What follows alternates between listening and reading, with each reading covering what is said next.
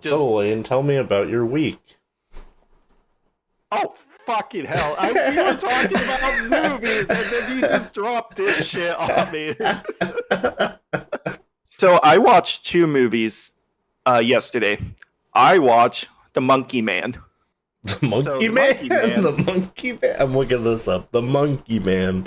I've heard the name, but So I just think it's funny that it's called The Monkey Man. okay, so you remember that Oscar movie, Slumdog Millionaire? I have heard the title of that movie. This is his first directorial debut, and he also leads in this film.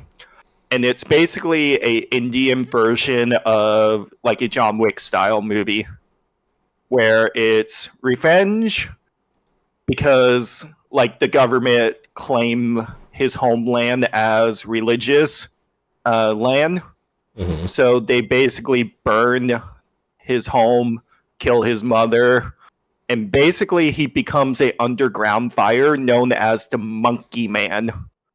But he Okay. sucks. He sucks Uh-huh. at fighting. So basically, he just takes falls and win money off of it, and that's how he makes his money. So it's Megalobox Slumdog Millionaire. To a point, yes. Okay. And this is the part of the movie that I remember from it, and I hated how they approached it.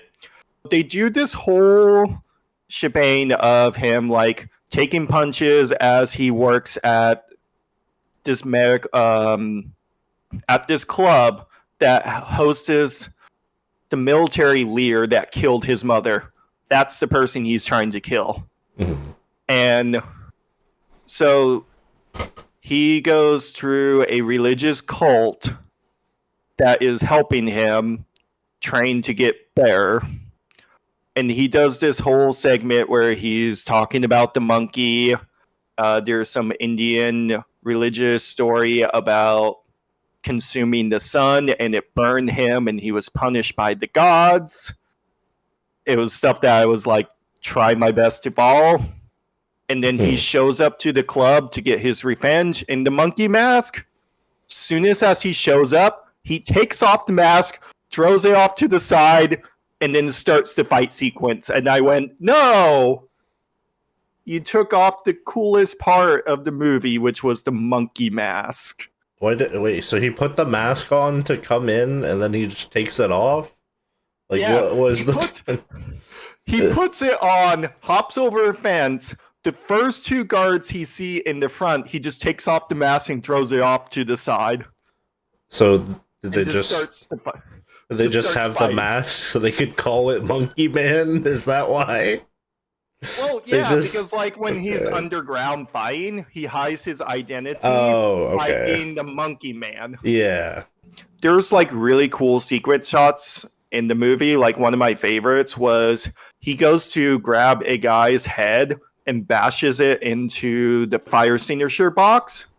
And as soon as the head bashes into the glass, the camera cuts to behind the glass and the glass doesn't break. So it just cracks as his head bounces off. Huh. Okay. Uh Overall, if you wanted a John Wick movie, it's a John Wick clone movie that I would recommend to just give it a watch. But the story is just your typical revenge story that I'm like, hmm. cool, I forgot about it as soon as I left the theater. Do you feel like there was anything interesting that was added from Jordan Peele producing it? Or do you think it was just kind of like him sticking his name on it? I think it was just him sticking his name. Jordan Peele was in the movie. It was set in India, so it probably just got a lot of budget behind that. Hmm. Okay. Uh, I think it was just to push the director. Let me look up the director's name. Dev Patel is his name. Yeah, I think it was just to get his name on the directorial debut because directing a movie is very difficult. Well, he directed Slumdog Millionaire, right? Was that correct, or was he Uh, just did he just star in the film? he just starred in the film. Okay. So it's like his directorial debut. Yeah. I see. Okay, that's interesting. So if I want to watch a John Wick movie, I should probably watch one or two. Or I could, I watched three, so I could watch four after, right? I could go three, four, Monkey Man, and then one, two is like the Okay. order you're supposed to view them in. All right. For the audio listeners, 'cause we don't What? we don't I am violently gripping my forehead in pain as I'm listening to this man go. Yeah, I started on 3. I might watch 4, then 1 and 2. I mean, three was pretty cool, man. He was like throwing knives at people. He like killed a guy with a pencil. There was some guy that he had a cool knife fight with. Honestly, just by me watching all John Wick films, I only remember 1 and 4. I don't know, that third one's pretty good. I haven't seen the other ones, obviously, but but yeah. So what was the other movie that you watched? Okay, so you're gonna have fun with this one because I walked out of the film going, huh, who was the director again? Was it Ari Aster, right? Is that right? He produced this film. Oh, Um, another trick movie. so the directors are the directors of The Curse. Oh, okay. That's interesting because we've both seen that show, and it's yeah, it's an interesting show. David Selinger and Nathan Selinger, and they directed this film called Sasquatch Sunset. Okay, that doesn't sound like an Ari Aster film title. It was produced by him. I just see this screenshot of. It looks like he's like taking a drag off a cigarette, but it's not that. It's just how do I explain this? So like I looked it up and this is the first picture I see. It's just this, and it's like it looks like he's taking the drag off a cigarette, but it's the worst looking thing I've ever seen. So the context behind this screenshot is even worse. First things first, that's the female character of this crew. Okay. Of the Sasquatch crew. Sasquatch family, I would assume. It's not clear because there's only 4 people in this movie. The actors and actresses are Riley Kellu. I don't know who she is. Nathan Selner, which is one of the directors. Christopher Denrick? Sorry if I'm mispronouncing these names. And then you have your money actor here of Jesse Elsenberg, known as from The Notebook. The Social... the Social Network? Social Network. Okay. So, context behind that scene, screenshot. She is not smoking. She is actually sniffing her fingers after rubbing her frontal area. Oh. I did not like this movie whatsoever. It was the most painful 88 minutes I ever watched in my life because it was literally a family of these Sasquatch just sitting around doing the stupidest shit ever. One of them is like eating raspberries, and then he gets drunk off of eating the raspberries because they were fermented. And then he goes to consume a mushroom. And then, spoiler for this part of the film, he finds a bobcat and tries to fuck it. Oh. And he dies. Okay. That's... the rest of the family finds him, and all their response was to throw rocks at the bobcat. The bobcat just walks away. But they just kept hitting, I believe it was the father figure, in the head just several times. Yeah, this is just hearing you talk about this movie is just like really confusing. So like this is a real movie that you went and saw A real movie that did not feel like a real movie? I assume. Well, it's okay. So the only way that I could save this film for myself was I'm imagining that I'm like some natural what what's the term of like a scientist when they're studying like animals and stuff in their natural habitats, stuff like that. Like I'm seeing here Good. hidden. I don't. I don't know, like a nature documentarian or something. Yeah, like I'm just sitting there watching them do something and I'm pretending that I'm writing down notes. So I'm like, okay. So like there's a bit that is never explained because this movie has no dialogue. It's just The them entire grunting. movie.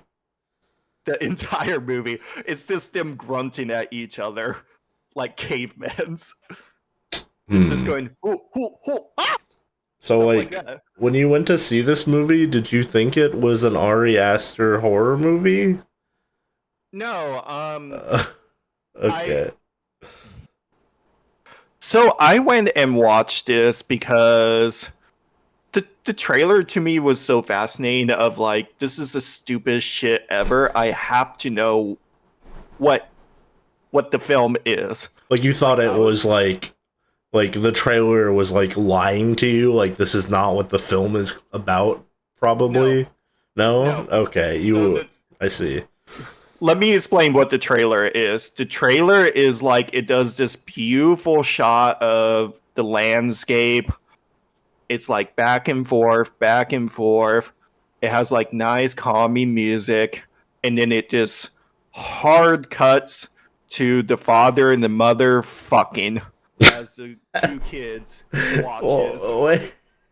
I'm like watching the trailer like without sound, but I did not. I must have skipped past that part. I'm going back now. Yeah. Well, I was just like literally just skipping through it. Like, what is this?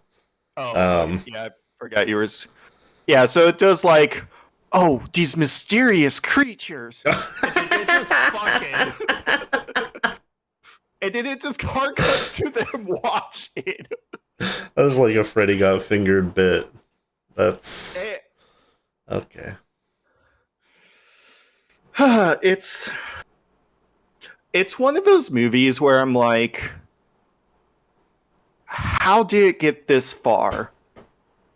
Like I understand some people would enjoy this, but I also felt like I wasted 90 minutes watching this film. Like there was no payoff. Yeah, like I don't know, like the moment that I think I saw like your post about it or something, and I saw the cover of it and I saw Ari Aster's name was on it, and I was like, Okay. in my head I kind of thought like, oh, maybe I should watch this.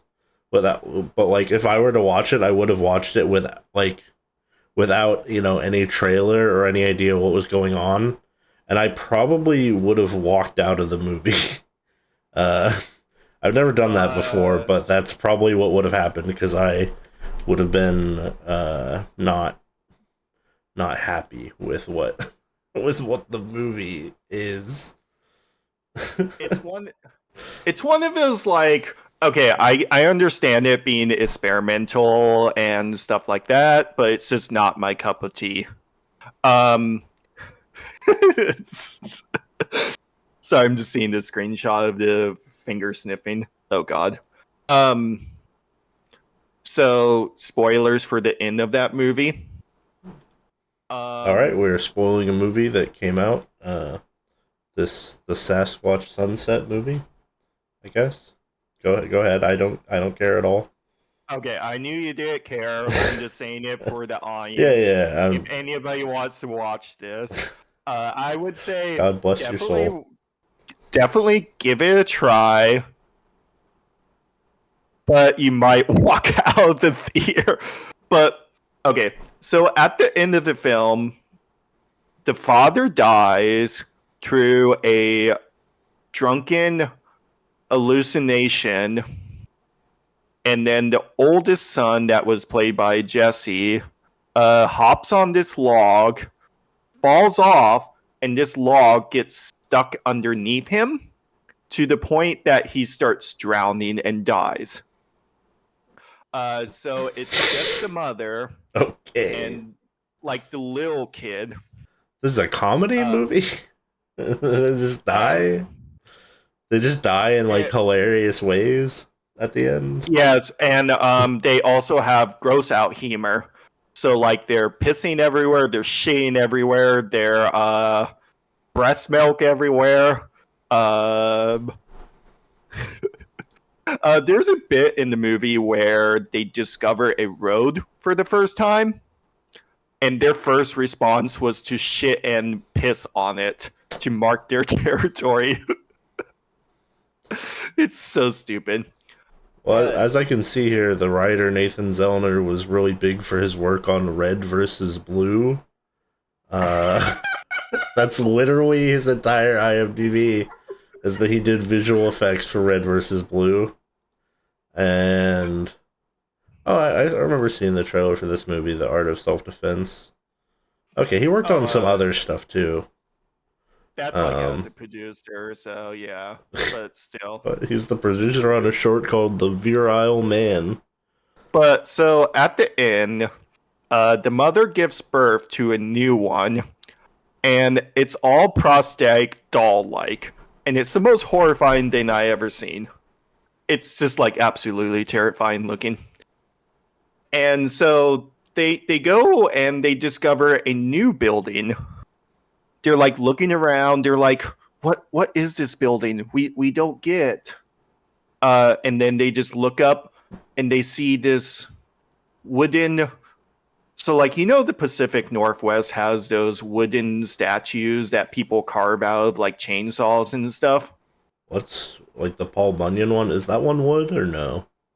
Yeah. It is Exactly. okay. Yeah, that one's like huge though. But yeah, those but are those are more like normal statue size, right? I know what you're talking about. You see one on like the side of the road on the Pacific Northwest All the time. Yeah. And so they see one of a Sasquatch, and they do their like trying to like communicate with it, and then it cuts to a wide shot of a museum on the Sasquatch family, and it just holds there for like a minute as they just like slowly stop and like slowly start looking at the camera, and I'm like, I can't, sorry, no. So yeah, those were my films. Tomorrow I might catch a film of Abigail. Abigail was directed by a director who did a movie called Ready or Not. It was one of my favorite underrated films, where Ready or Not is about a woman who marries into a rich family. And this rich family has a tradition where they have to play a classic board game on the night of marriage. But it's about death. Yeah, I have seen the Red Letter media review on that movie, I think. Okay. That movie was very teasy. Like the trailers felt like it was going to be like a PG-13 film, but like it surprised me when I watched it. Really enjoyed it. This one, Abigail, is about about a group of like hired black market dealers and stuff, where they have to spend 24 hours inside of a rich mansion where they kidnap a girl. But the girl is a vampire. Okay. So they have to deal with that. I see. And I really want to watch it because I really like the director's first film, Ready or Not. So I want to see how he approaches this one. Did you do anything else this week of note? I would say the only thing of note is since a couple weeks ago I finished Hi-Fi Rush and we chit-chatted a little bit about Yeah, that. Hi-Fi Rush, baby. Spectacular game. That was probably my second favorite game of 2023. Yeah, you got Alan Wake Xbox Cup, 2. Game Pass, Uh, baby. oh, I had to be a loser that had to buy it on the PlayStation Store a year later. Yeah, No, woe that is me. it's really weird to think about that game. I mean, it just came out last year, but it's weird to think about it in retrospect. Out of the games you played last year, that's probably like in your top 10, right? Oh, definitely. Okay. That game was just dropped like one day, just dropped on Game Pass with no marketing, no nothing. They're just like, here you go, and everyone was like, "What's this?" And they're like, "Oh, it's the new uh, what is the studio? Tango GameWorks. Yes, they did Evil Within 1 and 2 and Ghostwire Tokyo. I tried to play that game. It was not for me. And Sitting on my shelf. they didn't do any other games. I don't know. That's not real. It doesn't even have a Wikipedia page. But yeah, I've played all their other games. I didn't finish Ghostwire Tokyo because I didn't like it. But Evil Within 1 and 2 are cool. They're very, Resident Evil 4 style games. I think Shinji Mikami, right, worked on Evil Within Yes. 1. That was like the big thing, was that he was doing that. I found the wiki page for Tango. It's called Tango GameWorks. Oh yeah, I have it right here. But yeah, Evil Within 1 and 2 are really good. The second game is like way better than the first game, so if you don't like the first game, just play the second game. I'm excited to see what they do next. Hi-Fi Rush was probably my favorite game from last year, which is crazy because Baldur's Gate 3 was last year. Honestly, 2023 was a stacked year because I also keep forgetting. Oh yeah, Resident Evil 4 remake came out that year. I think it goes to show that I had more fun playing Hi-Fi Rush, which I only played the main story to completion. Took me like it's like a 5 to 10 hour game, and I've played over 200 hours of Baldur's Gate 3, but I still think Hi-Fi Rush is just better for what it is. It's a very good short experience. All the characters are amazing. I really love Chai, the robot dude, Chai and whatever his Simon. name is. I think it's pronounced Simon, but it's spelled as CNMN. Yeah, they have some puns, like because like all their names are like food and spices and stuff. Peppermint, yeah. But very fun game. I wasn't like super good at, or I don't know how you felt about like the rhythm based like character action. It was really hard for me. Like I had to use the thing on screen a lot of the time. Okay, I did too. So Yeah, it was kind of hard to get the beat, but it was so much fun. The game took me about, so you said like 6 to 7 hours. I think I spent about 12 hours on it because I was doing bits where I just would remove that helper and I would just try and follow the beat and I would just like try and lab myself of trying to get down to the rhythm. I think what was hard for me was to start the beat in Bao. Like once I got the beat and I hear the audio cue of like Chai's imagination of going like, yeah, yeah, yeah. That's happening in the background. My brain just goes, all right, I'm in the rhythm. And then as soon as I drop it, I'm trying to find it again. Yeah, because if you have the rhythm for long enough, like people, they start like cheering for Chai and stuff, right? They're like, Chai, Chai, Chai. It's super cool. All the boss fights are really great. My favorite boss fight song is probably the Mimosa one. I really like that one a lot. Very funny, haha, left shark dated meme. that happened, and I was like, okay. But you don't know the Carrie. Is it Carrie Perry? Yeah, I know what it is. Yeah, that was like from like a couple years ago, right? That happened though. Yeah, and shout out to being that as a unlockable skin too. Yeah, at the end of the game. That was pretty cool. I was like, oh, you only wear it during this segment of the game? Oh, that sucks. Yeah, I mean, I don't want to touch too much on the story or whatever because it's a very short game. I don't want to spoil the experience for anyone, but like, you know, gather your team, power of friendship. That last level, the song kicks in, everyone's coming in, helping you, hanging out, and it's just a great moment. It's his peak.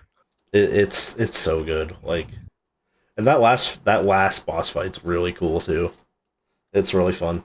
It gave me DMC Devil May Cry 3 vibes.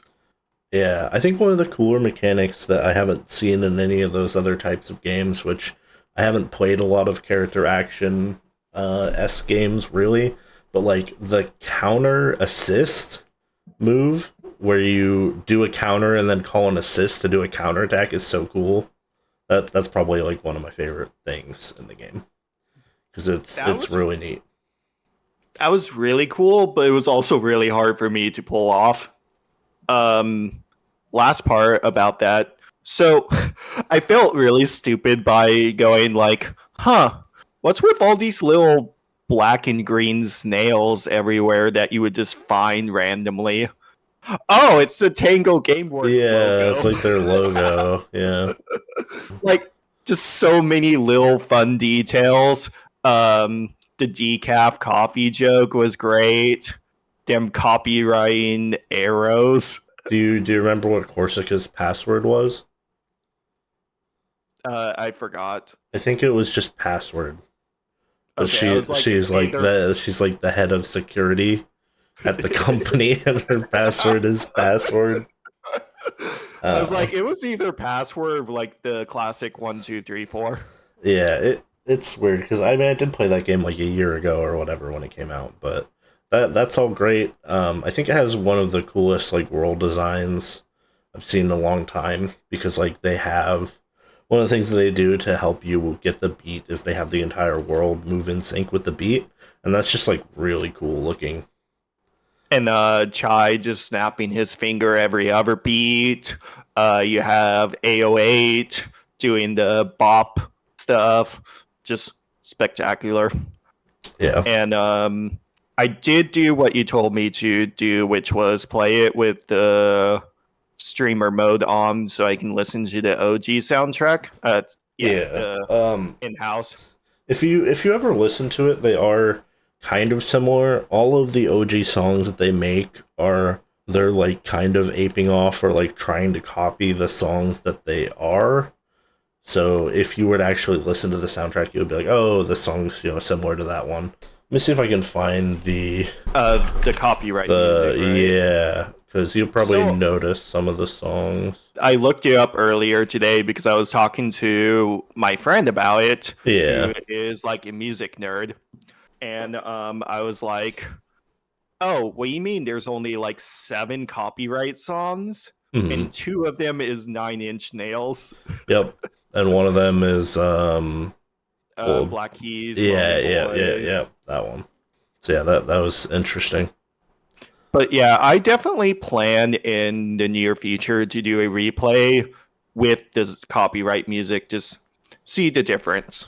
Yeah, I should really replay that game too. I mean, I'd probably wait maybe a couple of years. I try not to replay games like super fast unless they're like Baldur's Gate 3, I guess. I played that.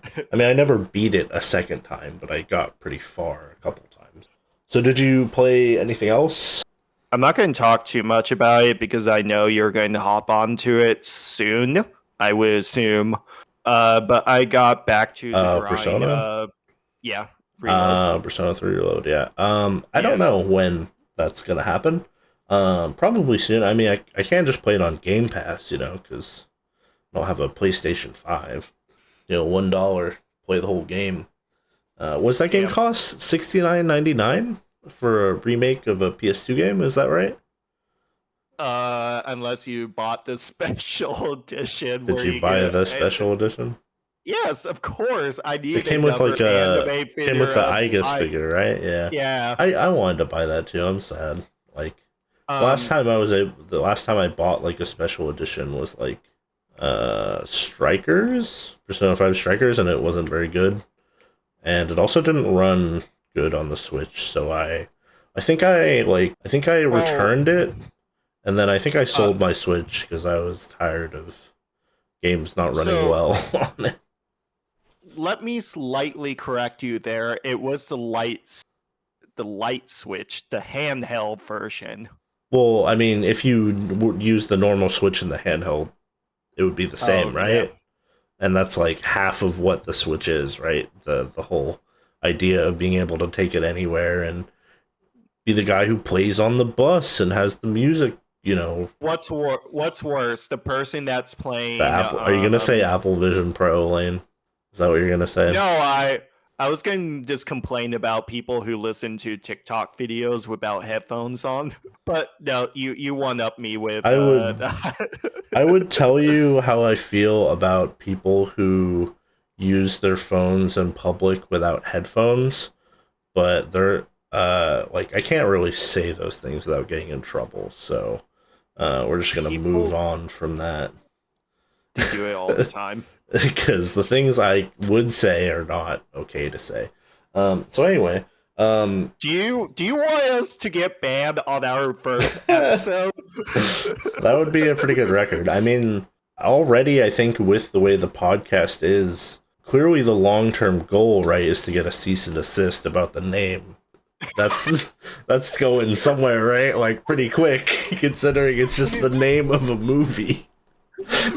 We just get mail from DreamWorks and they're like, yeah, we're fine with you guys using the name. We just want you to change the background image. Okay. That would be interesting. So yeah, any other like have you played anything else besides those two games? Like this year or no?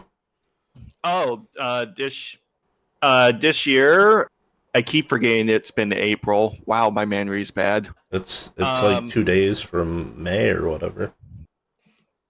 It doesn't feel like year's that. Almost halfway over. Times is a fucking illusion. As you get older, time gets slower. Something Lotus juice. Editor's note: Lane has not played The Answer. That is what this joke is referencing, the version of mass destruction that plays in The Answer, from Persona 3. He hasn't played The Answer. I thought I told you to sit down or get down. I'm about to hit ground when I'm in the box. My head's way out of this bounds. Nobody's topping me. You know it's ain't right. Most of you are loving me. Doing it all night. Keeping my friends closer, my foes closer. This getting messy, but I never let the nose up. As I get older, see things slower. My enemies looking like kids, and I'm the grown up. The two other games that I plan to play, I played the first hour of each one, and I plan to continue a little bit more of is. The first one is Unicorn Overlord from Vanillaware. Yeah. Have you played? Well, obviously you've played their last game, right? You played that one. You were a pretty big fan of that Essentials. one. Yeah, that one. Yes. I mean, to be fair, that's like their coolest game now. Like they made a bunch of games that were visually very stunning, but like a lot of people felt that the gameplay was pretty lacking. Me, I played Dragon's Crown. It's not a good game.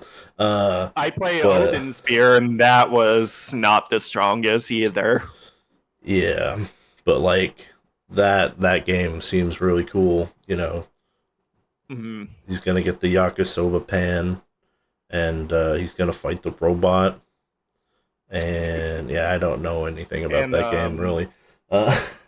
There is one character that just has a conflict with himself where he's like, oh man, this girl is pretty cute, and then it turns out it's just a guy as in disguise, and he's just panicking about it. He's just like, I'm having a crisis here. He was really good looking. Oh no, help me. Clearly they played Persona 4. Anyway, Kanji's not gay. Anyway, so, was there another thing that you said? Another one? Yeah, so I am a Silent Hill fan, and I'm trying to collect some of the older Silent Hill games, and wait, what do you mean by older? Well, you mean 3 and below, right? The only ones that you actually own? I own 1 through 4. Oh. And I own all the PS3 games, but I haven't touched them yet. Ooh. There's a really good song for Silent Hill Homecoming. That's all I know. That song's cool. What? So we're talking about. So you were getting a silent. You were. What were you buying exactly? So I was playing the PS2 version of Silent Hill Origins. Oh, okay. That was the first game I think not made by Team Silent, I believe. Pretty sure. Was it Shattered Memories? I always get the timeline. Well, Silent Hill up. Origins on PS2, right? Well, it was originally a PSP game, from what I recall. Let's Google this so we're not just wrong. Why did it? What? Oh, I typed in the wrong thing. What the fuck? Yes, fact checking on the podcast, the greatest. I'm just gonna like cut all this out, and then I think in parentheses I'll just put we're probably wrong. Yeah. So Silent Hill 4 and then Origins. Wait a minute. Wait. What? This is not okay, dude. Is Google lying to you Wikipedia again? is listing Silent Hill Shattered Memories as a remake, which is not really. It's more of a You can't. reimagination. It literally says a Of what? reimagining of the first installment, but like it's its own game, right? Like that's not.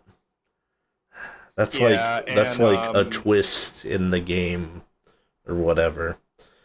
The thing that always confuses me is I'm like, what came first for Shattered Memory, the Wii version or the PS2 version? The PS2 version, Okay. because Um, the PS2, Lane, I don't know if you do this, but the PS2 is not in the same console generation as the Wii, even though they have the same performance power, because Nintendo's consoles are always like a generation behind. So like while the Wii is supposed to be like comparable to the PlayStation 3 and the 360, it's actually just a kind of worse PS2 that instead of having good Resident Evil games, it has Escape from Bug Island or whatever. oh god. Yeah, the real question is when you're gonna get on watching. It's not even on here, but that new terrible Silent Hill AI generated fucking thing. Ascension? Yeah, I've been watching that. Still, it's. You saw the clip I sent you. It's it's so bad. It's probably not worth even thinking about. Honestly, It's so funny how one of the characters' name is just your name. Yeah, I mean you can say my name. That's fine. Okay, Eric. I was 100% sure. Yeah, but they just go like, "Yeah, Eric," and I'm just like, but, it was it's a whole thing. So and I really wish I beat Silent Hill 4, but I just could not. You should play. Wait, why did you skip Silent Hill 4? So I only played the first 30 minutes of Silent Hill Origins to see if it was working, since I buy it from that guy that we follow on Twitter that sells magic cards and stuff. That guy. Okay. So okay. Dymo Video Games. Yeah, I just don't know why you're bringing up that. I asked you if you had played any games, and you're like, "Yeah, I booted this game to see if it works." That's funny. The only thing I wanted to complain about the game was I booted up, I played the first segment just to see if it ran, and I was like, "Oh, this game doesn't have tank controls. Oh, this is going to hurt really? me." It doesn't? Yeah, it doesn't. I didn't know that actually. Like I've seen a picture of the main character. He's like a trucker or something, right? Yes, Travis. Travis Touchdown. Yeah. Oh, it was released. Yeah, it was released for the PSP. Okay, interesting. Yeah, and then a year later, it came out on the PS2. Do you own Book of Memories yet? No. Okay. No. All right. Sorry. Every time I think of Bookamenaries, I just think about that how long to beat screenshot that I just look at every once in a while, where each game is like, okay, 5 to maybe 10 hours long, and then Bookamenaries is 30 hours long to Oh my beat. god, that's a long game. I couldn't imagine being scared for 30 hours. That would be rough. It's a very scary But game. But no, other than that, not many two new games at the moment. I'm just hunkering down and going to try and beat Persona 3. Yeah, I mean, I'll probably get to that eventually. So I plan to play that and the new Yakuza game, Like a Dragon Infinite Wealth. That game is like, I think that game's actually longer than Persona 3. It's supposed to be quite long if you do everything, and I'm gonna do everything when I play it, so that's gonna be interesting. I have two questions before you continue on that. One, do you plan to stream that game? Yeah, Okay, and where would people find? Wait, are we streaming on your channel? yeah. So, I mean, Okay, you can find that on this channel later on. I didn't really talk about it much at the beginning, but the concept of the podcast is related to this tweet by Mr. at Afraid of Loss. One of the best tweets I've ever seen. I think it has like 10,000 likes. Probably one of my favorite ever tweets, though. They're on the screen, but it's guy who has only seen the Boss Baby watching his second movie, getting a lot of Boss Baby vibes from this. So like clearly like the whole idea of, you haven't experienced anything in this genre. So when you watch something and then you watch something else, like you're gonna like compare them and think they're similar, even if they're like the most not similar at all thing. But basically, I It's haven't seen any movies. And to express this, we're gonna go through the top 100 IMDb movies really quick, and and for I'm a movie expert. yeah, you have a degree in being a movie expert, I do have a as bachelor's is in established. fine arts and film, specifically in cinematography. Eric, what is cinematography? I don't know. Just oh, got it.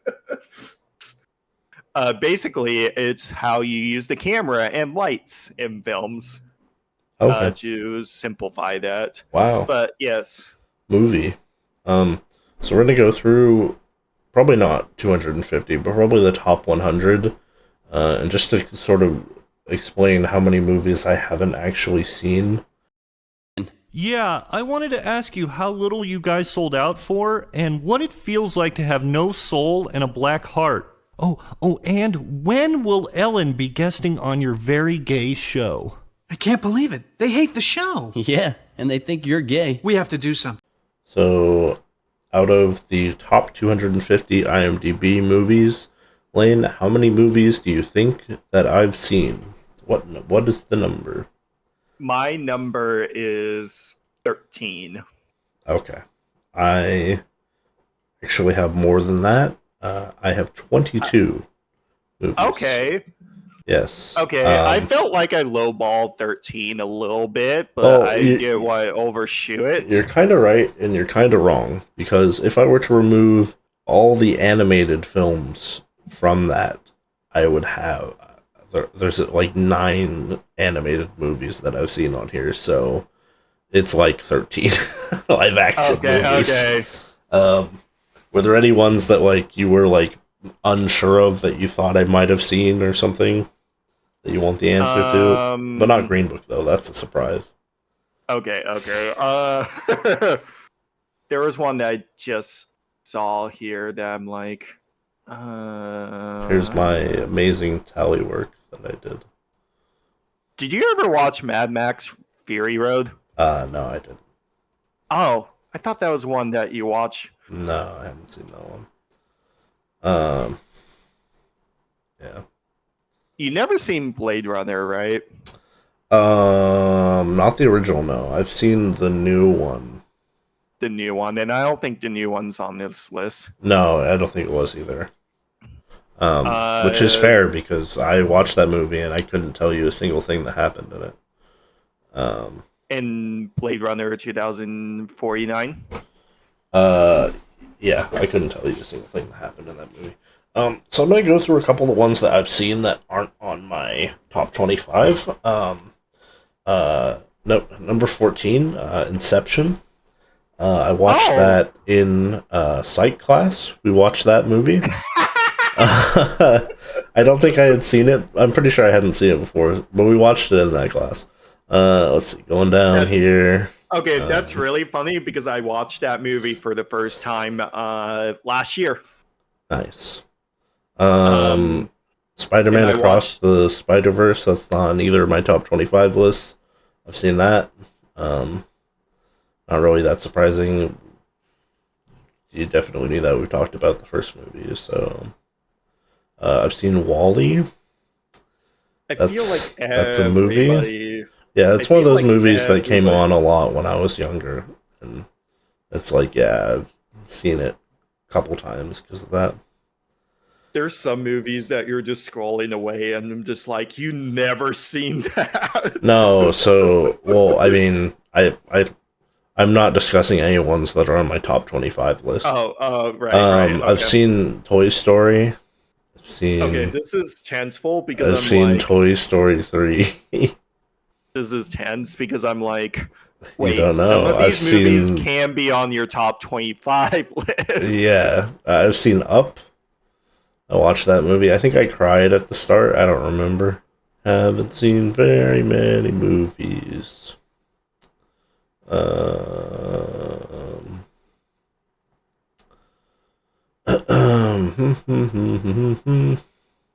I did see Spider-Man No Way Home. I don't think that's on either of my lists. It was okay. I mean, it's kind of like I remember watching the Sam Raimi Spider-Mans a little bit. I don't know if I ever watched any of them start to finish, so I wouldn't really count them. So like, Oh, wow. I'm sure Okay. if I had seen those and the Andrew Garfield ones, they would, have had a bit more of an impact on me. I have seen the Harry Potter movies. So luckily, all 8 of those or whatever weren't on here, or else I would have had a lot more. Yeah. Let me just check my list really quick. Don't forget your screen sharing, so I don't want to spoil it. Like, Yeah. while you check your list, do you want to guess the number of films that I seen that are on that list? 48. 92. Wow, 92. That is a lot. And I want to say if I separate anime films and stuff, it would be 72, give or take. Wow. So I've seen Monsters Inc. That's a movie that I've seen. Yeah, that's a cool movie. I like that movie. yeah. I've seen Ratatouille. I think I forgot to click that. So I'm gonna just add that. There we go. I've seen Ratatouille quite a few times. Again, not talking about movies that are on my top 25. 25. Yeah, that's it. That's all. So I talked So, about I don't know, like 10 movies or something. So the movies that I picked out, they're not sorted by best to worst. They have a different sorting mechanism that we'll see if you can parse out throughout the course of it. We will see. I'm making a very confused and scared face Yeah, right now. I'm like, You what? should be scared. All right, the first movie is Annihilation.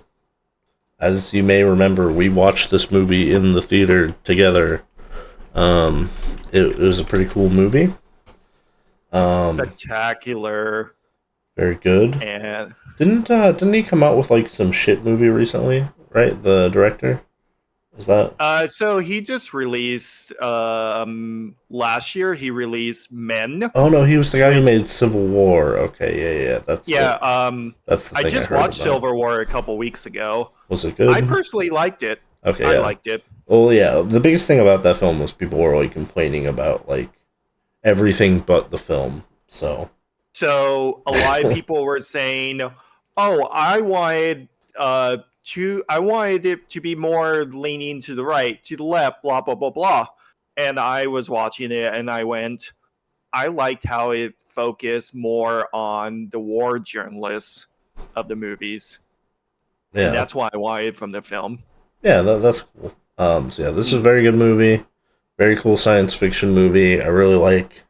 There's a lot to like about this film. This is like the weirdest thing that I know about or remember about this film is like it's kind of like an undercover girl power movie because it's about like 5 ladies who go into the spooky zone Yeah, and like a horrible mysterious- things happen to them. But it is kind of like a girl boss film, you know. It's like girls get it done, but instead they don't get it done very well because it's a horror movie and bad things happen.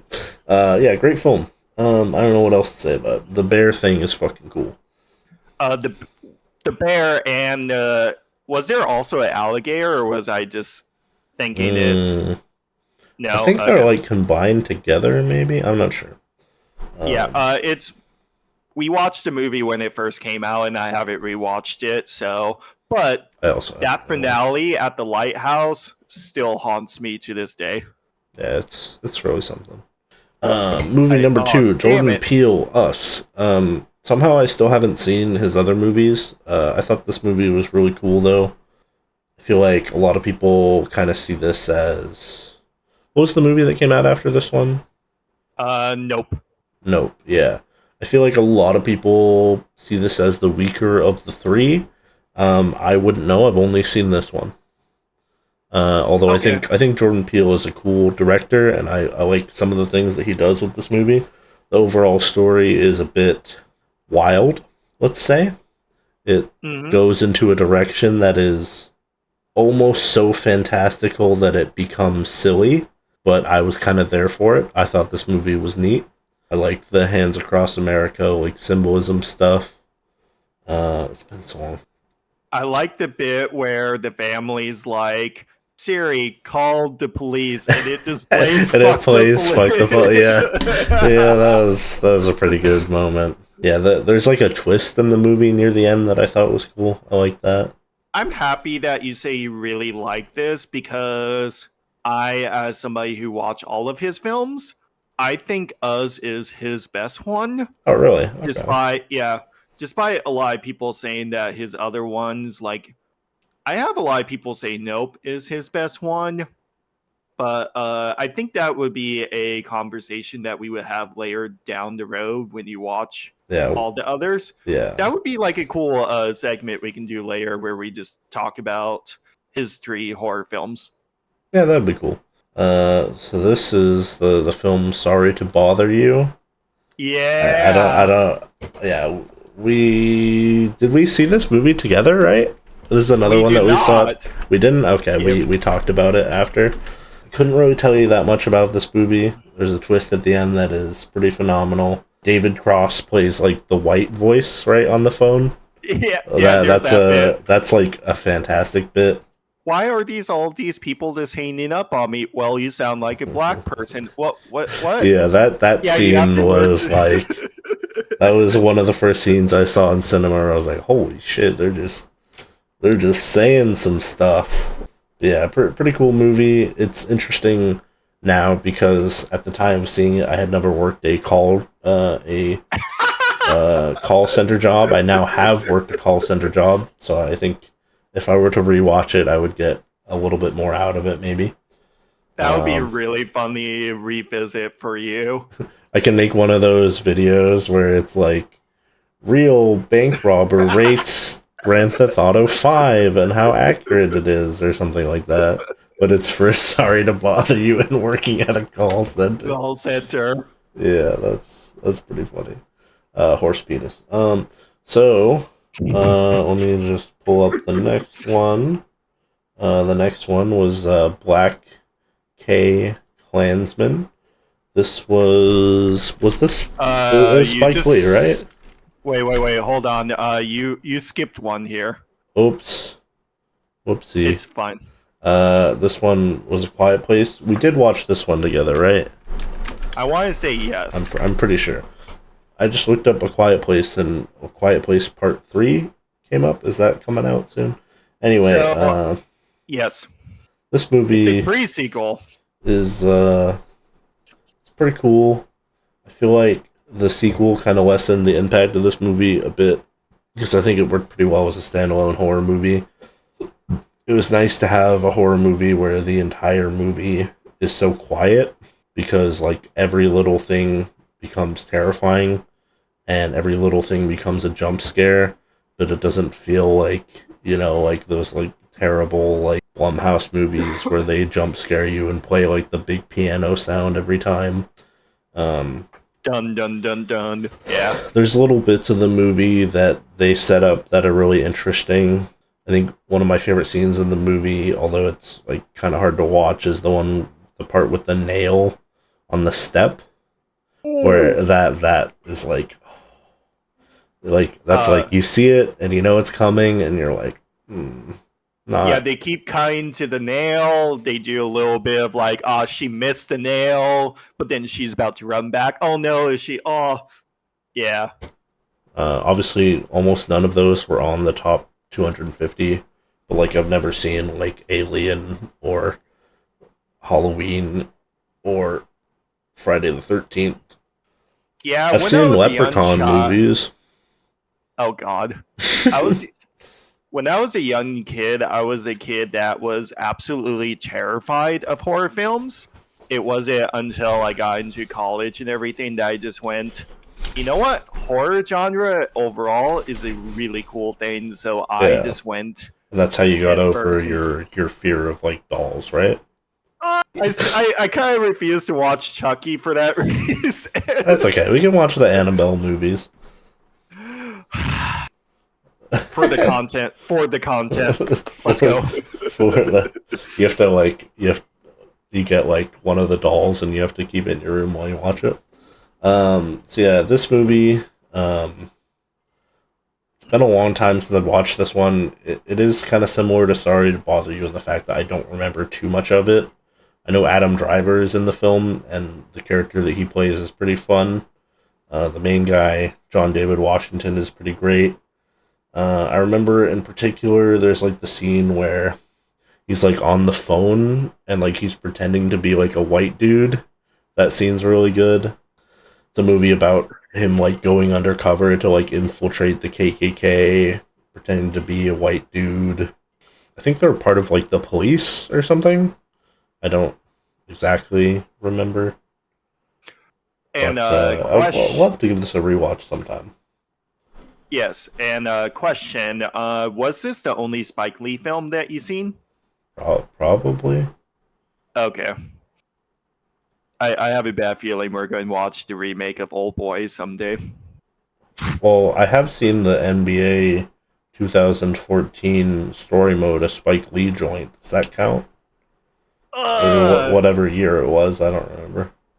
They tried to make NBA story. Like, was it the story he just gets out of jail to become an NBA player? Or am I thinking of something else? Oh, I have no idea what you're talking about. All right. Okay, moving on. But for Spike Lee, one film I do want to watch with you is Do the Right Thing. Okay. Was that like one of his like good movies? Yes, it's what got him on the map. Okay. So I watched mid-90s. Oh wow. This was the directorial debut of Jonah Hill. Don't remember anything about the movie besides like the one twist that happens like 3/4 of the way through. It's in 4:3, right? The whole movie.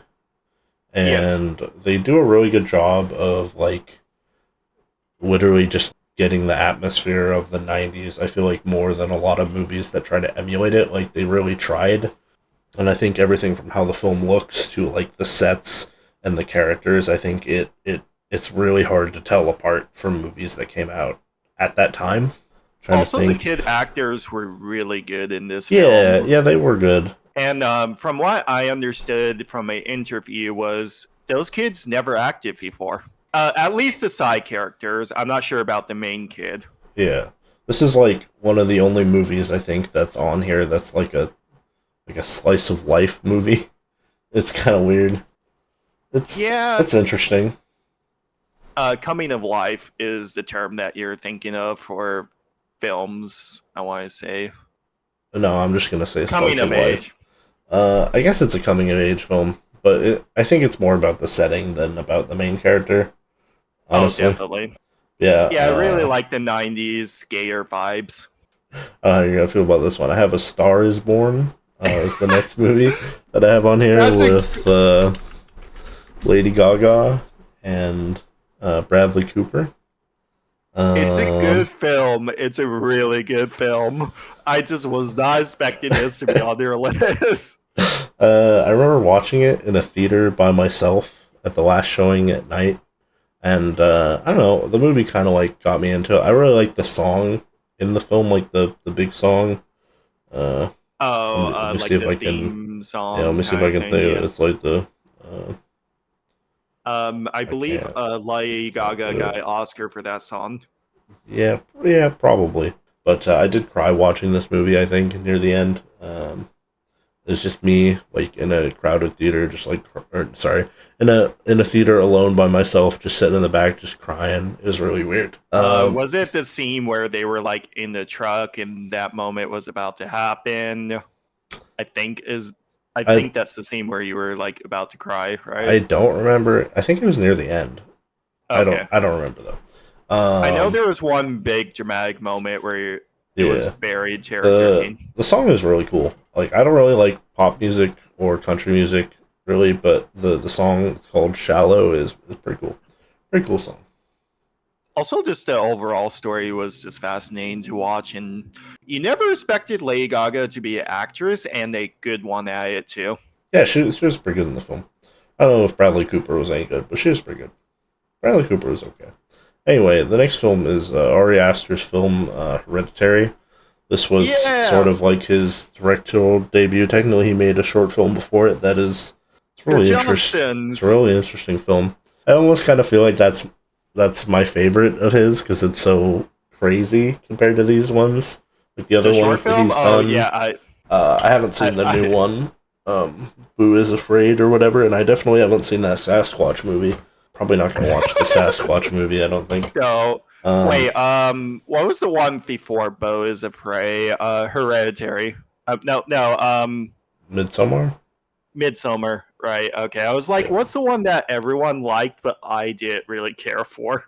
So yeah, Hereditary is probably one of the scariest movies I've ever seen. I haven't seen that many horror films. It's going to be a weird comparison, but I'd almost kind of compare it to The Curse in like the like choking level like atmosphere that the movie creates, where you have no idea where it's going, but every second you want it to do something, because every second that's not doing something, it makes you feel more and more like uncomfortable.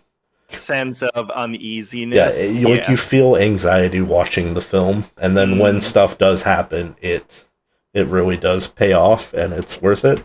It's a really good film. Probably one of my favorite horror movies that I've seen. I think maybe it might be my favorite, actually. I'm not sure. There's another movie on here that's a horror film that I like a lot. That's not Us or A Quiet Place or Annihilation. So, yeah, Ari Aster is probably... I don't really know that many directors, so he's probably my favorite director, I guess. He's such a mixed bag for me. Even though I've only seen like 3 of his things. The next film is Overlord. I feel like this one... What did you watch Overlord? That was one I... Okay, what? Yeah, sorry. I mean, the background is Overlord. Kind of obvious. I watched it in theaters or whatever at some point when it came out. You know, there's this weird thing going on where every single movie has been from the same 2018, 2019 action. It's almost like that was the only time in my life that I've actually watched a bunch of films. Yeah, fair. But yeah, Overlord is pretty cool. It's the only movie I've seen that's set in World War II, which is weird to say, as far as I can remember. Especially when it's like a a fictional version of it. Yeah, it's like it is like a alternate history, science fiction, Sci-fis, horror yeah. thing where they're trying to make super soldiers and it's not going super well. Very cool film. I kind of feel like I wish I would have got nominated for something because I feel like it was pretty cool. I don't know what else to say about it. It was a good film. It was definitely underrated, and not a lot of people talked about I it. don't know who was. Yeah, I feel like it was very not talked about, and one of the reasons for that is that shitty Overlord anime that came out before Every it time, and continued after it, where whenever you even try to look it up, that comes up, and that's a shame. I think Overlord season 2 was coming out the same time the movie was, Yeah, and a that's lot of people very were. likely. It was like one of those like, oh, it's been a couple years. Yeah, and it's got a 6.6 IMDb rating. Go to the next one. I'm running out of spaces here. Alright, the next one is John Wick Chapter 3. The only John Wick film that I've seen. You know, it takes a lot of courage to go into a movie like John Wick, you know, heavily story focused film. You know, you can barely tell what's going on if you haven't seen the first two films. And by that I mean it's just like 2 hours of him just shooting and killing people. And from what I could tell, it doesn't seem like the story really mattered that much, or was anything that interesting was happening with the story. I was there and I was watching him kill things, and that was cool. Very cool movie.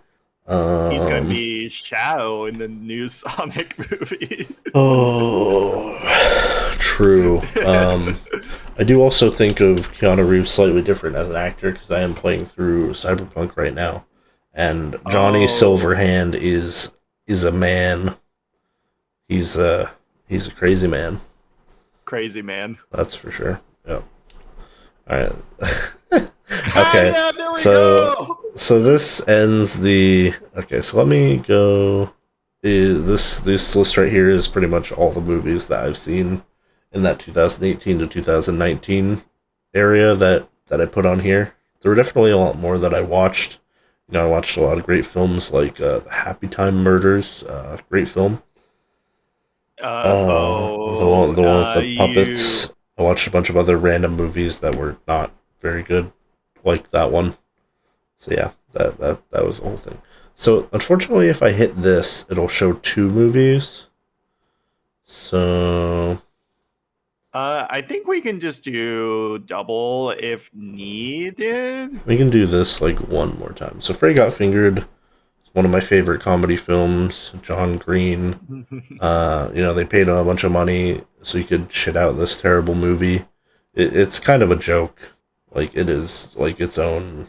Like, they even make fun of it in the movie. Like, he gets his money for the cartoon, and then he just spends it on jewels. And the joke is that the guy giving him the money is the person who greenlit the movie and decided to give John Green money. There's several scenes in the movie of him jacking off animals.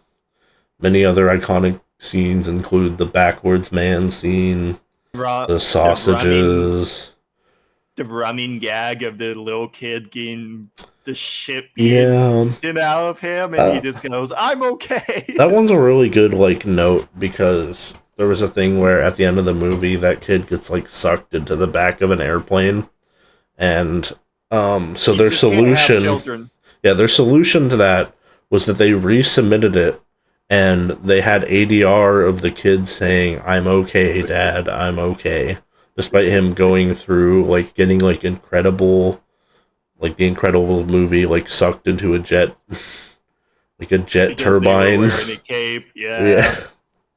So that movie's wild.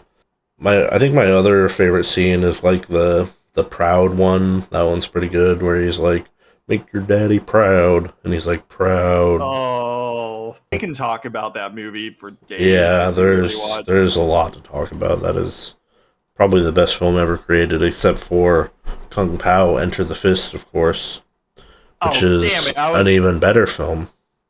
Okay, I think I'm starting to see the list here, the pattern that you have established here. Possibly one of the best films ever created. I mean, there's so many quotes from this movie that I quote all the time. I think the one I say the most is probably like, "You go that way, I'll go home." That one's one of my favorite, even though it's like this very minor one. I'm trying to say the Radio Shack one more. That one's pretty funny. This movie is obviously not anything like the other ones because this is like a comedy dub over like 2 different Chinese movies that they like splice together to create a movie, and then they CG in like the main actor into the movie, and he has like a tongue with like a face, and that's why he's the chosen one.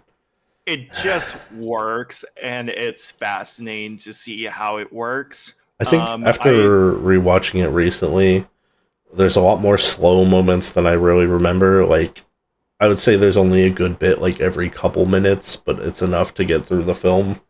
At least to get to the cow scene, which I think, powers you through the rest of the movie, because that scene is...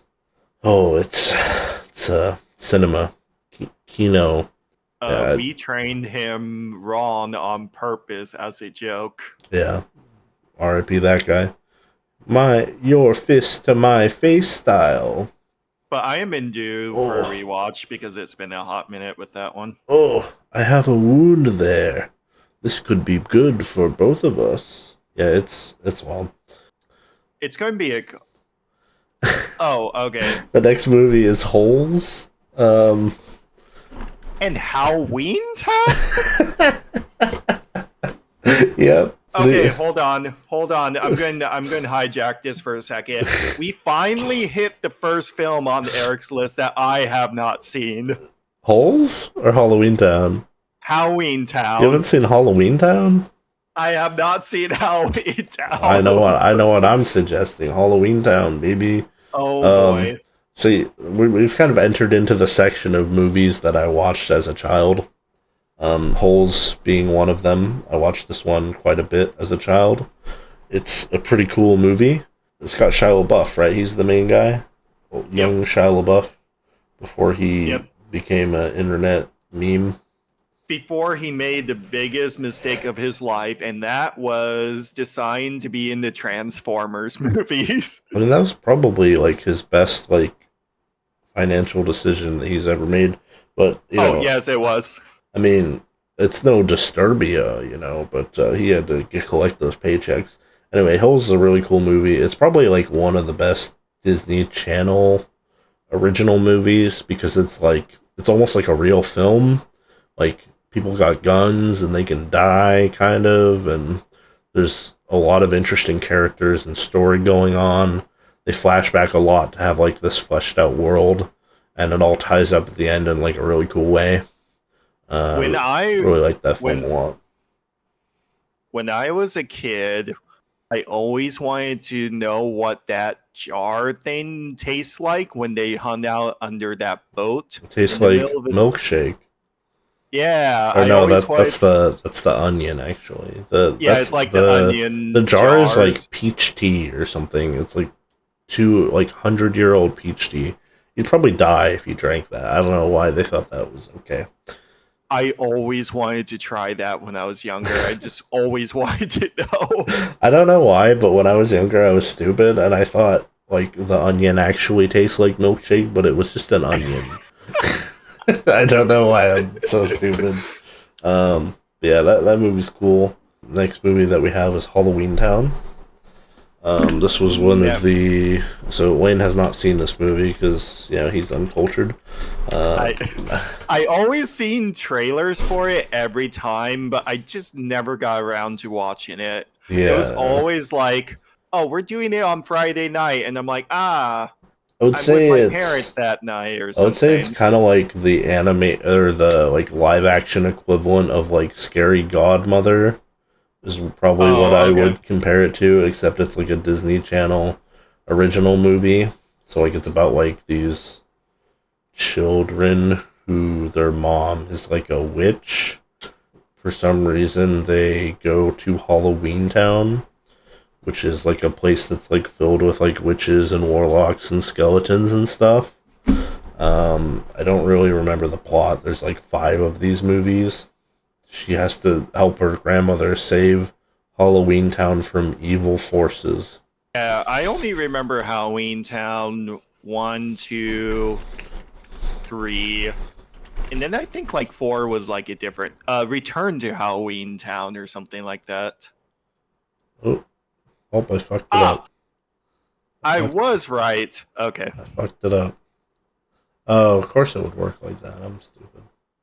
Yeah, so the next 2 movies are Midsommar and Joker. Okay, Joker was one of the movies on the list of the IMDb that was like, yeah, he watched this, I'm pretty sure. Yeah, so we watched Midsommar together. You said that you didn't like that one as much. I liked it quite a bit. I think one of the weirdest things I've heard about the movie is, like, I was listening to another podcast, and they were talking about how the scene came on where, like, there's, like, the old couple on top of a rock, and they, like, kill themselves, you know, off the top of the rock. Yeah, they, And, like, jump off the cliff onto the Yeah, rock. and they said that they were laughing out loud watching that scene, which is, What like, the weirdest shit I've ever seen. Like, a movie that, like, starts out on, like, this lady, like, committing suicide, killing her, the son, I think, committed suicide and killed, like, their whole family besides the main character. Like, I really like the sets setup. the mood. Yeah, that and, like, the whole setup for the movie is great, where, like, it's, like, the boyfriend who wants to break up with her, but he's, like, feels kind of awkward about doing it, like, right after that happens. So he ends up going with her on her scholarly trip to Sweden to go, Sweden. you know, get everyone murdered and everything. I feel like it probably doesn't make me as uncomfortable as Hereditary does. The fact that it still manages to do so, I would say, quite a bit.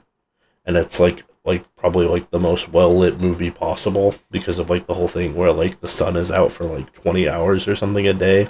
It almost felt like the whole movie just took place at 1 p.m. the whole time, pretty much. But I feel like with that, it still made me feel very uncomfortable. And I mean, there's a couple scenes that I think are as memorable, if not more memorable, than a lot of Hereditary. The sex scene is very memorable. I think we like looked at each other during it and were like, "What the fuck?" We were like, "Oh boy!" Like, I think we were both really uncomfortable because not just because it was a sex scene, but because of like just the the whole context of it in the behind film it, yeah. and like what was happening. Oh yeah, it's So, I think the only thing I should say is, I think I was a big fan of Midsommar just because I thought he could done better from what I saw in Hereditary. But I would say like, oh, I hate Midsommar. It's a movie that I still would love to watch and stuff. And then I would love to watch Beau is Afraid with you because I want to hear your reaction with that movie. alright. I don't know anything about it, so I mean, it's definitely something that I would want to watch at some point because I am a big fan of this director.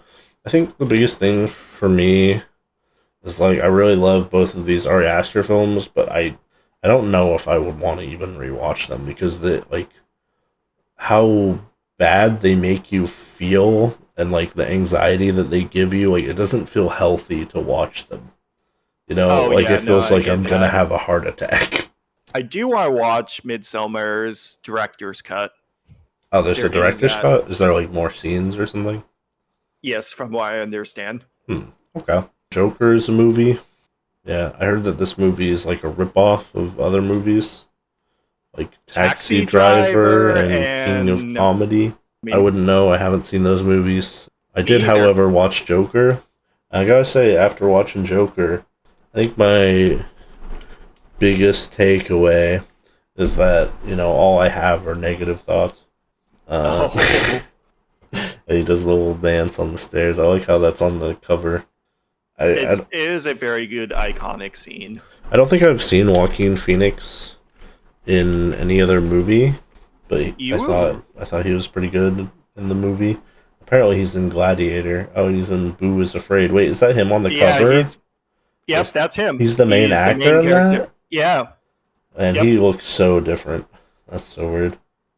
Yeah, because in Joker, he's like extremely skinny and all that. But in Beau Afraid, he's like just like your typical American body of just slightly overweight, but not like fat. It's like his body transformation is fascinating to see. Oh, I actually have seen him in a movie. That's will come later on the list. He's also in M. Night Shyamalan movies. He's in Signs and The Village. Oh. All right. I don't know what else to say about the movie. I feel like I should probably watch the other two movies that it's like heavily inspired by at some point. I hear those are pretty good. That should definitely be on our list because I have not seen those either. Okay. But you have seen Joker. Yes. So you and I will be in the same. But have you seen The People's Joker though?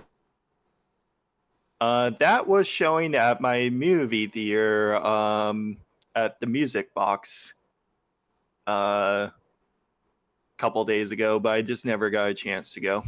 Okay. I didn't even know what it was about. It's like a retelling. It's a movie about like it's actually a movie about like trans like stuff. I don't know if you knew that. Yeah.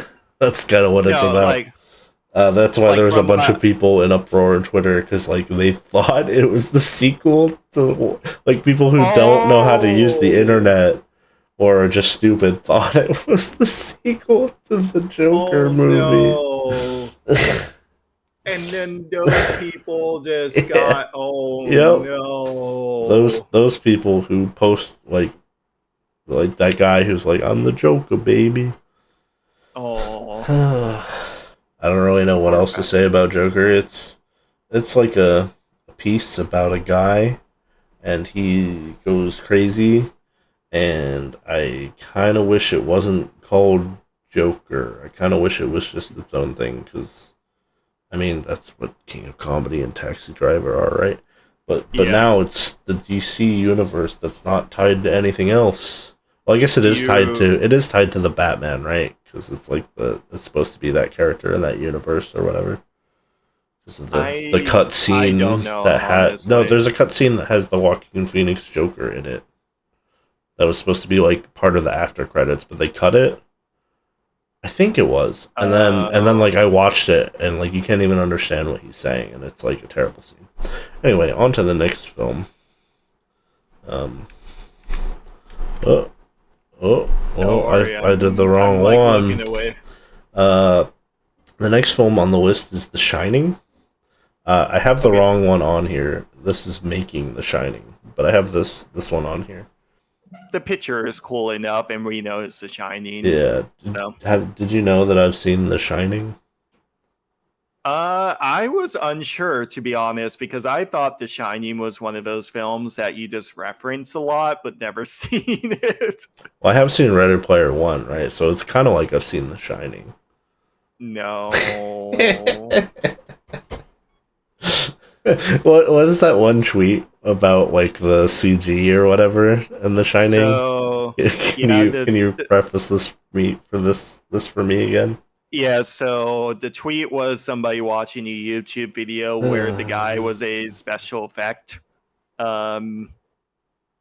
creator, and he was like, it would have been so much easier to make the red blood flowing through in CGI, and then you can have the characters from Ready Player One in it, and it would have been much better. It's so much bullshit. It's so painful. Yeah. I'll send you. I think I have that tweet still bookmarked. I can send it to you so you can put in the link for. Yeah, I kind of blacked out after making my list, so I'm kind of hoping Ready Player One shows up at some point. Okay, so I want to tell you a funny story. I think I probably watched The Shining in the most unique setting possible. Ooh. So I watched The Shining when I was with a family member. Any idea like what relation that family member was to me? Like, any guesses? Was it your younger sister? No. I think I watched Us with my older sister. I think Okay. I did. It was either that or we watched some other movie. But anyway, I watched The Shining with my grandmother. Okay. It's So back when I was like a caregiver for her for a couple months before, everyone hates her. So it's like nobody like wants to be around her. So like you kind of do that, like you be in her life and help her for a little while, and then you realize that she is an insufferable person. She's literally like the grandma from The Sopranos. But one day when I was hanging out there with her, I saw that The Shining was on. I was like, "Oh, The Shining! I've heard of that movie." And she's like, "Oh, cool. You want to watch it?" And I was like, "I guess." So we watched it together, and that was a really weird experience. that's fascinating. I really don't remember know, you like- telling me that story now. I don't know, like, well, I mean, there wasn't like she didn't really talk that much during the movie that I can really remember, but it was a weird experience. I think that's the only movie I've seen with Jack Nicholson in it. I don't know what other movies he's in. He was in one of the Batman films as the Joker. I haven't seen those Um, Batman movies. I just never remember what Batman movie it Oh, was he is in called. another movie that I've seen that is on this list. Oh, he's in Mars Attack? Let's go. Ooh, I did not know that. Assuming this isn't just lying, because you never really know. He's in that he's in that terrible like Shining like theory movie, Room 237, where like one of like the theories is like interesting and the rest are like stupid Bad, bullshit. just kind of made up on the spot kind of Have thing. you seen the sequel to The Shining, Lane? Doctor Sleep? No, I have not. No, I meant Ready Player One. Oh, god damn it! I don't know. I'm Ready mad Player that I One. walked It's into really that. not the sequel. It's more like the definitive remastering. of The Shining. Okay, think you're the part actually like your reaction is funny. I'm getting brain damage because I'm not upset that The Shining was in the movie. I'm more upset because when I first watched the movie, I'm like, oh, cool. You're going to do the movie part from one of my favorite movies, and that's War Games, right? Oh, Yeah, I've never seen the War Games. why are they doing The Shining? But I did read Ready Player One, so I was also expecting that to happen when I was Yeah. watching Ready Player One. Yeah, I was like, I think I had actually seen The Shining at that point, so I was kind of like, whoa, The Shining, I know what that is. Pointing at the screen. All right, and the next movie is Baby Driver, which we watched together. We watched together with one of our friends. And fun fact, I still have that movie ticket in my wallet. Oh, that's cute. So yeah, that movie, has everyone's favorite actor, Kevin Spacey, in it. Good thing nothing bad has happened with Kevin Spacey recently. At least Jamie Foxx is still a good guy. Is he? I don't know. I don't know. Did he do a I bad was thing? like, wait, I was like, wait, hold on. I'm kind of afraid to like Google things. You never know what's gonna come up. Honestly, so yeah, I watched Baby Driver. It's one of my favorite films. I would say it's probably in my top 10 somewhere. It's an action thriller, and then it doesn't tell you the third genre, which is, of course, it's a musical. It doesn't have, it doesn't have like spoken word like songs, but it is definitely a musical. It is a musical because Edgar Wright, the director, Yeah, the first thing he wrote for the script was the soundtrack. yeah, which is very cool. I mean, if you've seen anything from the film, you can literally watch the 6-minute opening clip on YouTube, and it is like one of the strongest starts to a film that I've seen. It's very memorable. I really like this movie. The romance and plot isn't that strong, but like everything else is pretty cool. The Michael Myers mask bit. He's the Boss Baby driver. That was like the meme around the time because Boss Baby came out at the same time. So people were like Boss Baby driver or whatever. You know, that was like a funny joke that people did. People are photoshopping Boss Baby's head onto Ansel the main Elgort. character's head. Yeah. Yeah, Edgar Wright's cool. I have seen. Oh, I probably should have put Shaun of the Dead on this list.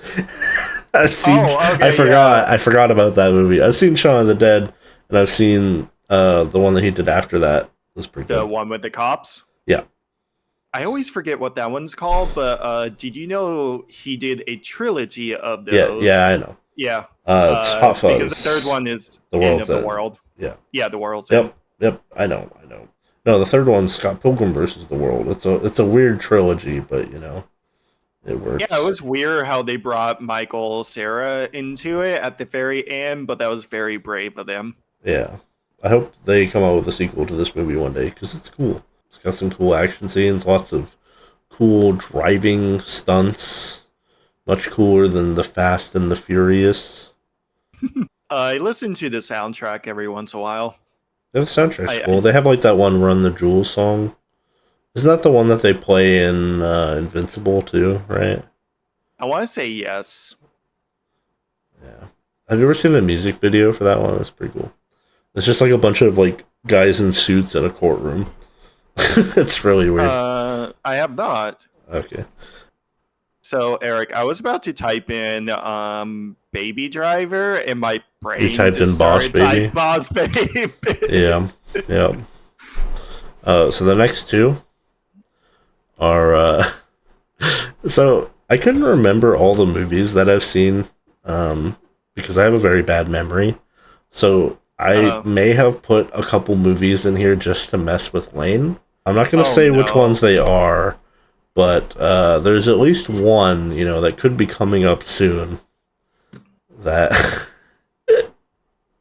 It's the fucking Green Book, is it? you know, Lane. I think it's just because you're racist. I think that's why you don't like Green Book. No. Because there's no such thing as a bad representation or lazy writing. It's just you're racist. I think that's the problem.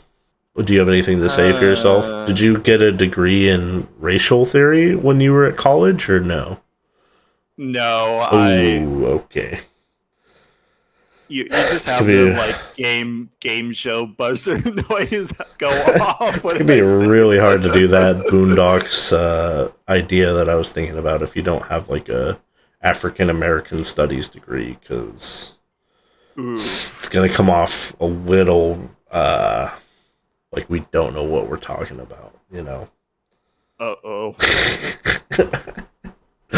So I have 3 billboards on here. I should probably rewatch this movie. I don't remember it very well. I do remember what the 3 billboards is kind of about. That was one that I think is supposed to be up here because it's part of the movies that I watched during that time. Same with Green Book, I think. 3 Billboards was nominated for Best Picture, right? I think. Yes. I don't think it won, though. I think something else won. I think Green Book won, actually. Right?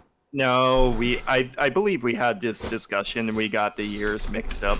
Yeah, because it fucking it lies, lied dude. to It's you. lied to me. I want to say one of my favorite scenes in that was when she gets mad at the dentist and just starts drilling the dentist's hand with the drill. So I Or think was it the fingernail?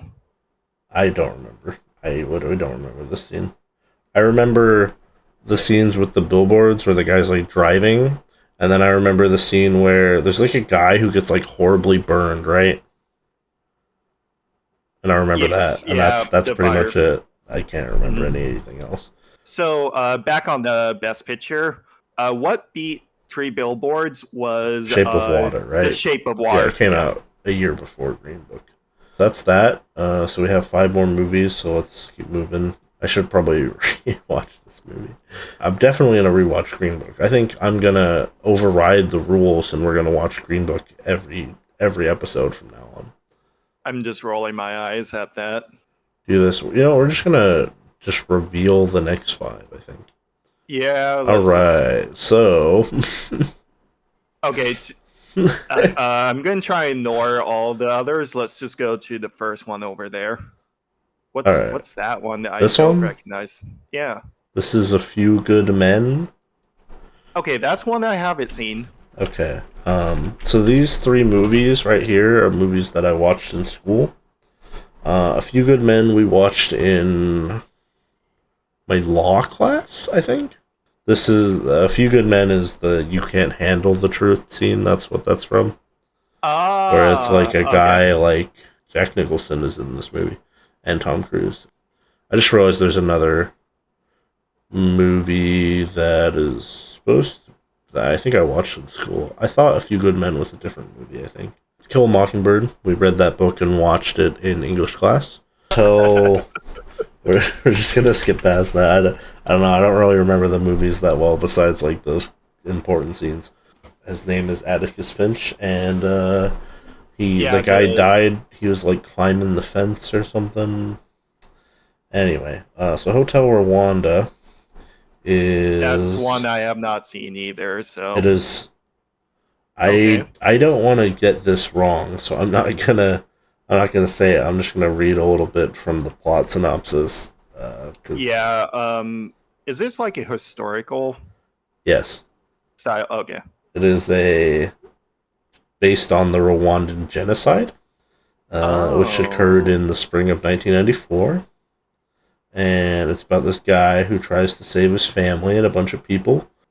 But yeah, it's a very important movie. We should probably rewatch this at some point. Anyway, it was on the IMDb. Let me see what it was at, because I'm pretty sure it's pretty high actually. Okay, because I was going to say, this is the first time I've It's got heard Don of that Cheadle film. in it. Yeah. So, It's 218, so it's like on the cusp of 250. but that's still pretty impressive. Yeah. And then the next couple movies on here are just like Marvel slop movies. The first Guardians of the Galaxy movie was pretty cool. Remember when right as Chris Pratt got his big break, he wasn't Mario yet. He was just that guy who fell into a hole. Parks and Rec. Yeah, he was just living out of his van, trying to live the dream of being a big known actor. Got a couple roles here and there, and then he became like one of the most famous actors of all time.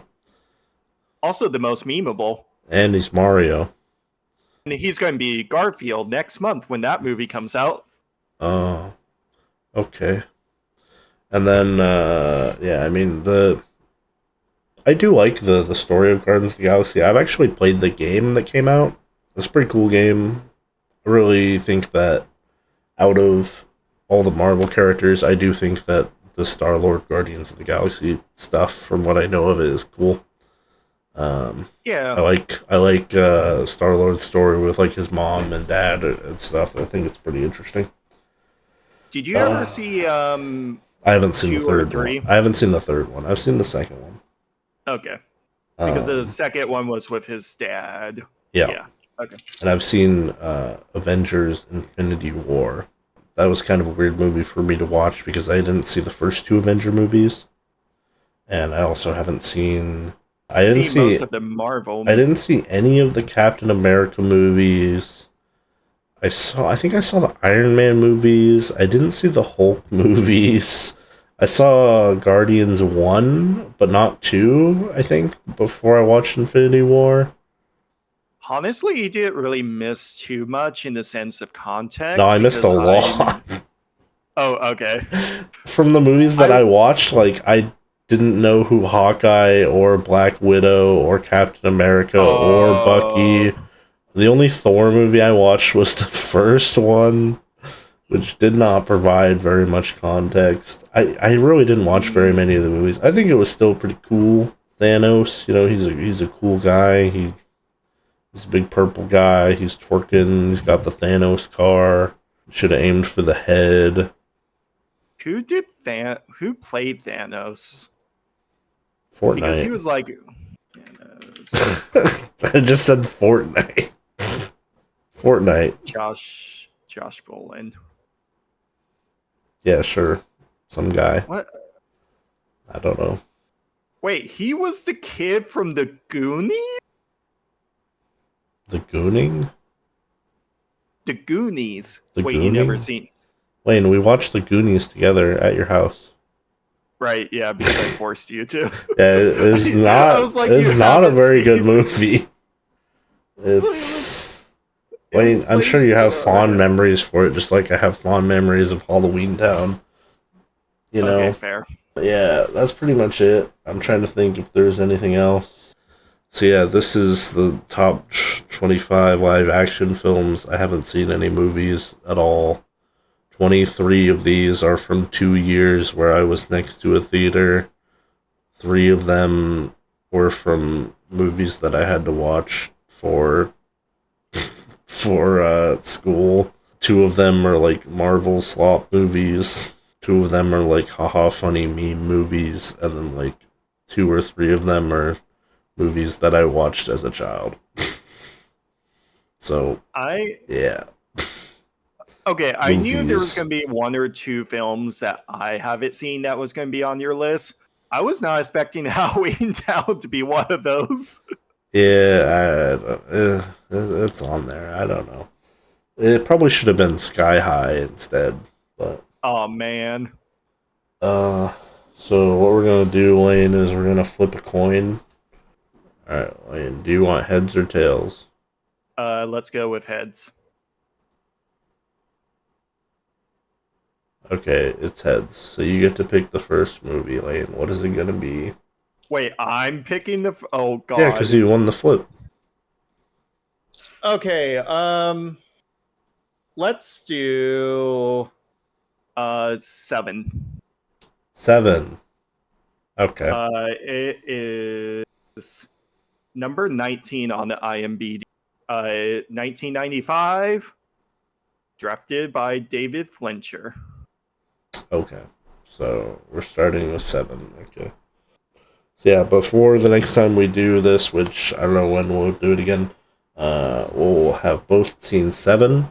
I think it's really gonna depend on what the movie is, but for this one, we'll probably watch it separate, I imagine. So yeah, if you watch the podcast, I guess, and you haven't seen the movie 7, or you want to rewatch it to refresh yourself for the review, it has Brad Pitt and Morgan Freeman in it. Yeah, I'm kind of familiar with what this movie is about, sort of. It's about, like, hunting a serial killer, and there's, like, the 7 deadly sins. I figured I should probably talk about this now. But, like, obviously I know some things about movies. That's pretty much all I know about the movie. Is this the What's in the Box movie? Or is that a different movie? Okay, since you know that, yes. Okay, it is the What's in the Box. Okay. That was a good guess. Okay, hold on. Wait, are you changing your answer now? Well, okay, you sounded disappointed, and then I keep forgetting you No, watch a lot of YouTube. I don't know any of the twists in the movie. I just know that the famous What's in the Box scene is from this movie. Okay, but you don't know what's in the box. No, I don't know what's in the box. Okay, we're so fucking back. Let's watch the movie. When I see what's in the box, I'll probably be like, "Oh yeah, I think I knew what was in the box," but I can't think of what's in the box right now. So, Okay. comment down below what's in the box. Okay, don't do that. Comment down below other movies that you think we should watch. Up the top of my head, a couple that might be, kind of influential, kind of interesting to think about watching.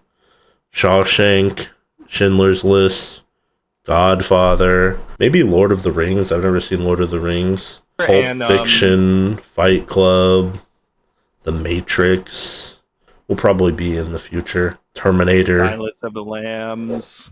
Yeah, Silence of the Lambs. Psycho. Gladiator. Can we get a quote from The Sopranos? No? I don't know. We have to. Sorry, we've been watching The Sopranos, and there's a character that just talks Whiplash. about That one's pretty popular, right? Alien be a nice one. Apocalypse Now.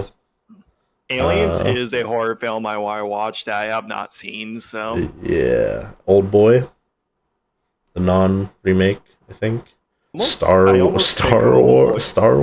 Have you seen Star Wars? Of course I haven't seen Star Wars. Green Book, of course. Don't forget Green Book. The Truman Show. There Will Be Blood. It's also like in a desert. I don't know what it's called. Jurassic Park is a movie. Oh, No Country for Old Men. That's the one I was thinking of. Close this podcast for next week. We're going to watch 7. Any last things to say? I don't think so. No, I think we're pretty good on that. It's excited We've for said 7. a lot of words. Yeah, the movie is 7. Yeah. Anyway, I'm gonna end. It's the end of the podcast. Goodbye.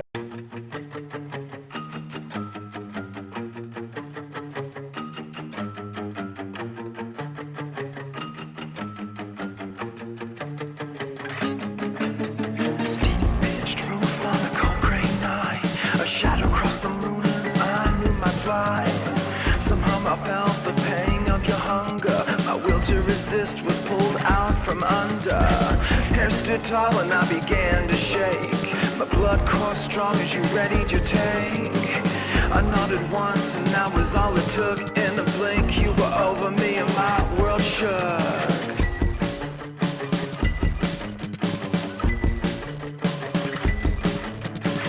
It went unsaid, it was understood. You had control once you lowered your hood.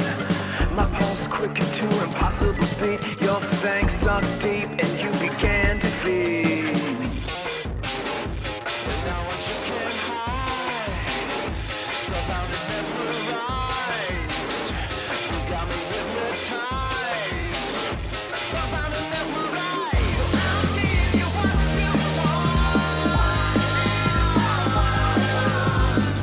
You think I am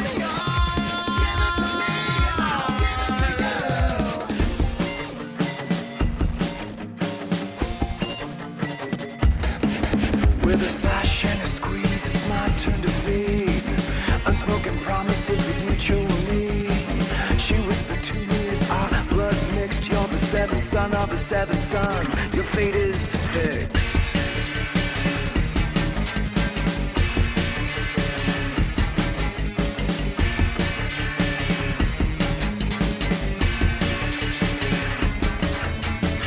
Now I'm a fan of the coast, unabsorbed. I'm bound to moon shadows when the day dissolves.